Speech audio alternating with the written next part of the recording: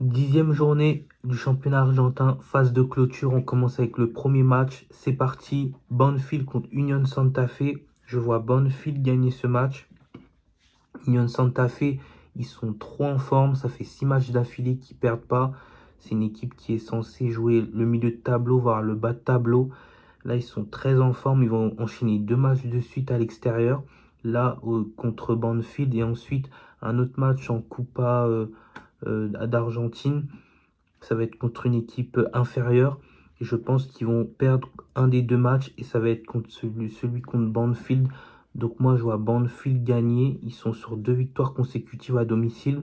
Union Santa Fe, ils sont plus en forme à l'extérieur. Ils sont sur 3 victoires consécutives à l'extérieur, Union Santa Fe.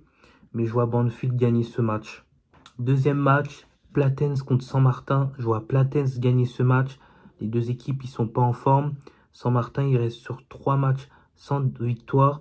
Platense, 2 matchs sans victoire. Que ce soit à domicile ou à l'extérieur, les deux équipes n'ont pas gagné lors de leur dernier match. Une défaite pour Platense sur leur dernier match. San Martin, il reste sur une série de plusieurs matchs sans victoire à l'extérieur. Je vois Platense gagner ce match lors de la dernière confrontation directe entre ces deux équipes. Platense ont gagné, donc moi je vois Platense gagner ce match.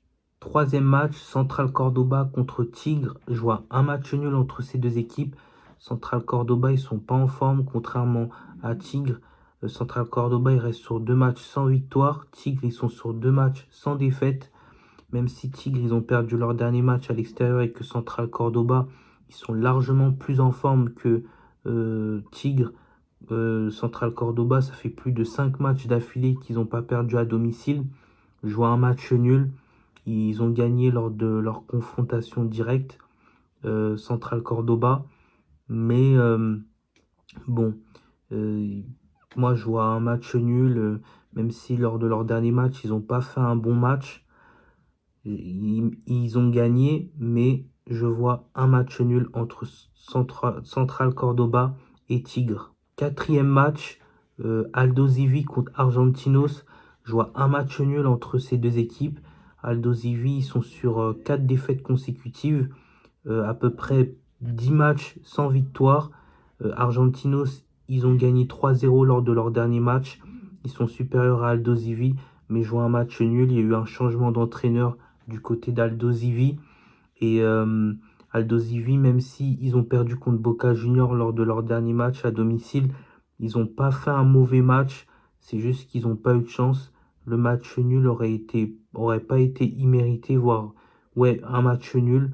Mais ils ont perdu 2-0. Donc moi, je vois un match nul entre Aldosivi et Argentinos pour le premier match de l'entraîneur de Aldosivi à domicile. Cinquième match, Gimnasia Plata contre Rosario Central. Je vois Rosario Central gagner ce match à l'extérieur. Rosario Central, ils sont sur 9 matchs euh, consécutifs sans défaite. Gimnasia, ils ont perdu leurs 2 derniers matchs. Et en plus de ça, à domicile, ils ont perdu leur dernier match. Rosario Central, il reste sur 6 matchs sans défaite. Et sur les confrontations directes entre ces deux équipes, Rosario Central reste sur 3 victoires consécutives contre Gimnasia Plata. Donc je pense que Rosario Central va gagner ce match. Sixième match, San Lorenzo contre Godoy Cruz. Je vois Godoy Cruz gagner à l'extérieur contre San Lorenzo. San Lorenzo, ils n'ont toujours pas perdu cette saison à domicile pendant cette phase de clôture du championnat argentin. San Lorenzo, il reste sur 3 matchs sans victoire. Donc 2 matchs nuls et une défaite. Godoy Cruz, eux, c'est la dynamique inverse. Ils sont sur 2 victoires et un match nul. Ils ont gagné à l'extérieur. Ils sont sur une victoire, pardon, et 2 matchs nuls. Ils ont gagné leur dernier match à l'extérieur. Sur les confrontations directes, avantage à San Lorenzo. Mais je vois Godoy Cruz gagner ce match. En plus de ça, San Lorenzo, ils n'ont toujours pas encaissé de but pour l'instant pendant cette phase de clôture à domicile. Donc je vois Godoy Cruz gagner ce match. Dans le meilleur des cas, match nul pour San Lorenzo, mais je veux bien tenter la victoire de Godoy Cruz. Septième match, Talleres contre Sarmiento. Je vois un match nul entre ces deux équipes. Sarmiento, ils sont en meilleure forme que Talleres. Ils restent sur 2 victoires consécutives. Si je ne me trompe pas, Sarmiento, ils ont fait tomber Barracas Central, une équipe qui était invaincue pour l'instant dans cette phase de clôture. Ils vont rejoindre un deuxième match à l'extérieur. Mais je pense que Sarmiento va faire match nul à Talleres, sachant que sur les confrontations directes entre ces deux équipes, ça fait très longtemps que Sarmiento n'a pas gagné contre Talleres. Ça fait depuis 2014. Ça fait plus de 5 matchs que Sarmiento ne gagne pas contre Talleres. Donc je vois bien une petite surprise, encore une fois, de Sarmiento et un match nul entre ces deux équipes contre Talleres. 8e match, Defensa y Justicia contre Boca Juniors. Je vois Boca Juniors gagner ce match. Boca Juniors, ils sont en meilleure forme que Defensa y Justicia. Defensa y Justicia, ça fait deux matchs qu'ils n'ont pas gagné en championnat. Boca Juniors, ça fait 6 matchs d'affilée qu'ils n'ont pas perdu. Ils sont sur 3 matchs sans défaite à l'extérieur. Defensa y Justicia, ils ont perdu leur dernier match à domicile. Et en plus de ça, Boca Juniors a gagné la dernière confrontation entre ces deux équipes. Donc, je vois une victoire de Boca Juniors. 9e match, derby, Racing contre Independiente, derby de Buenos Aires. Je vois Racing gagner ce match. Ils sont sur 4 victoires consécutives. Independiente, ça va pas du tout. 9 matchs de championnat, 0 victoire. En plus de ça, le Racing est sur les confrontations directes, ça fait 3 matchs consécutifs qu'ils n'ont pas perdu contre Independiente. Ils sont sur 4 victoires consécutives. Ils ont gagné leur dernier match en quart de finale de Copa Libertadores contre Vélez Sarsfield. Donc pour la confiance, c'est bon.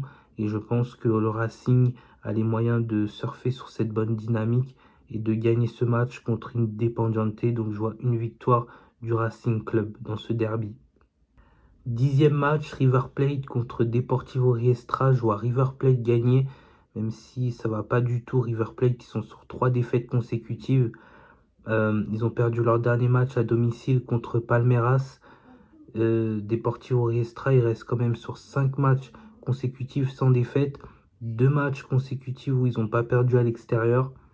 Et sur les confrontations directes, Deportivo Riestra n'a pas encore perdu contre River Plate.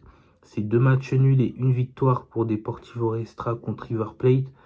Mais je vois River Plate gagner ce match. Ils ont fait un bon match lors de leur dernier match contre Palmeiras, même s'ils ont perdu le match. Donc je les vois se rattraper et puis stopper la série d'invincibilité de Deportivo Riestra. 11e match, Independiente Rivadavia contre Huracan. Je vois un match nul entre ces deux équipes. Huracan, ça fait 5 matchs d'affilée qu'ils n'ont pas gagné. Rivadavia, ça fait 2 matchs d'affilée qu'ils ne gagnent pas.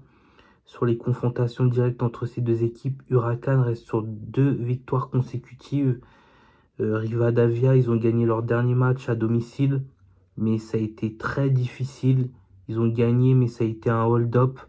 Donc, moi, je vois un match nul entre ces deux équipes, même si Huracan, ça va pas du tout à l'extérieur. Mais voilà, un match nul entre Rivadavia et Huracan. 12e match, Instituto contre Lanús. Je vois un match nul entre ces deux équipes. Lanús, ils sont sur 4 matchs sans défaite. Instituto, ils sont sur 3 matchs sans défaite. Instituto, ils ont gagné leur dernier match contre un gros Argentinos Junior. Donc pour la confiance, c'est bien déjà pour entamer ce match qui va pas être facile pour Instituto. Certes, ils ont gagné leur dernier match à domicile, mais ils se sont fait dominer par Argentinos Junior. Lanús, ils ont fait match nul lors de leur dernier match à l'extérieur. Ils vont enchaîner encore un deuxième match à l'extérieur. Ils ont fait match nul contre Fluminense, un partout. Ils se sont fait dominer pendant le match. Fluminense a tiré 2 fois plus que Lanús. 20 tirs pour Fluminense, 10 pour Lanús.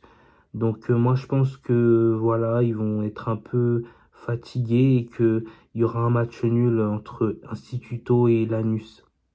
13e match, Barracas Central contre Belgrano. Je vois un match nul entre ces deux équipes. Barracas Central, ils ont perdu leur dernier match à domicile, 1-0, mais ils ont été beaucoup plus dominateurs que Sarmiento. Belgrano, ça fait 3 matchs de suite qu'ils n'ont pas perdu. Ils sont sur 2 victoires consécutives. Ils ont gagné leur dernier match à l'extérieur contre Newell's Old Boys. Mais je vois un match nul entre ces deux équipes. Barracas Central, ça fait 4 matchs de suite qu'ils n'ont pas perdu contre Belgrano. Donc même si, bon, voilà, il y a avantage à Barracas Central, je vois Barracas Central prendre au moins 1 point sur 6 sur les 2 matchs d'affilée qu'ils vont faire à domicile. Donc match nul entre ces deux équipes. 14e et avant-dernier match, Vélez Sarsfield contre Atlético Tucumán. Je vois un match nul entre ces deux équipes. Vélez Sarsfield, ils ont perdu leur dernier match en Copa Libertadores 1-0. Ils se sont fait éliminer. Atlético Tucumán, ils ont fait tomber River Plate pour la première fois de cette phase de clôture. Donc ils ont gagné. Donc pour la confiance contre une équipe comme River Plate, c'est pas rien. Même s'ils ne sont pas en forme, Atlético Tucumán, ça fait 5 matchs d'affilée qu'ils n'ont pas gagné à l'extérieur. Vélez Sarsfield, ils ont perdu leur dernier match en Copa Libertadores à domicile. Mais par contre, en championnat, ils sont toujours invaincus, si je ne me trompe pas, à domicile, Vélez Sarsfield. Donc je vois un match nul entre ces deux équipes. 15e et dernier match, Newell's Old Boys contre Estudiantes. Je vois Estudiantes gagner ce match. Newell's Old Boys, ils ont perdu leurs 2 derniers matchs contre Belgrano.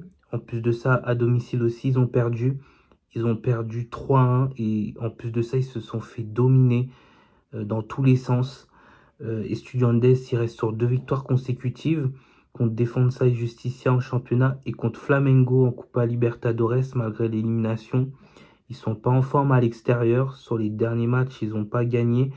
Mais je vois une victoire d'Estudiantes et de mettre en lumière véritablement les difficultés de Newell's Old Boys en ce moment dans le jeu. Donc je vois une victoire de Estudiantes. Donc voilà, c'était mes pronostics concernant les matchs du championnat argentin pour la 10e journée de la phase de clôture saison 2024-2025. N'hésitez pas à liker, à commenter et à partager la vidéo. Et on se retrouve pour d'autres pronostics que j'ai à vous proposer. À bientôt!